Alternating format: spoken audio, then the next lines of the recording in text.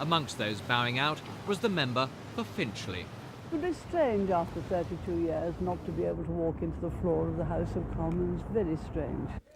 London area MPs who've become some of Britain's most famous faces have now left Parliament for the last time. After 23 years, the former Chancellor, Sir Geoffrey Howe, leaves Surrey East. Cecil Parkinson stands down at Hertsmere, and retiring Speaker Bernard Weatherall leaves his Croydon seat. For the rest, former ministers and doughty backbenchers also take their leave of the Commons for the last time, to find their feet as private citizens in the world beyond Parliament. Some made their mark outside the Commons. Some remain best known only within the confines of the House itself. All of them are now going for good. Last but not least are the father of the House, Essex MP Sir Bernard Brain, plus a Labour MP who sits in Wales but is well known as a Hampstead resident, Michael Foot.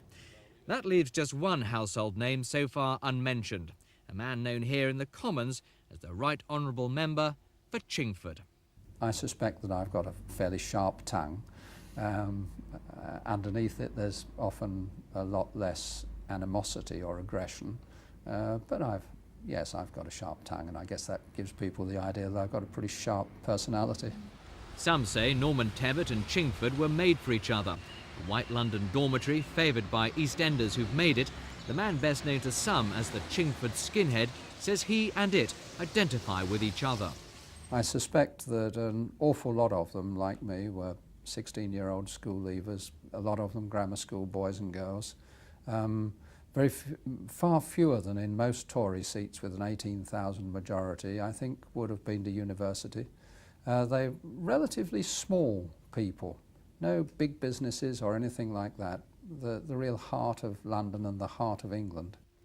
From Chingford, Norman Tebbit went on to government office and national fame. His steely right-wing credentials confirmed when he survived the Brighton bomb blast that paralysed his wife, Margaret.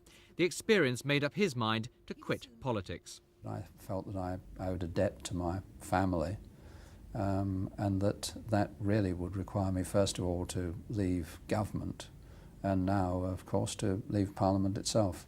So, as Norman Tebbit gets on his bike, what would he like as a political epitaph?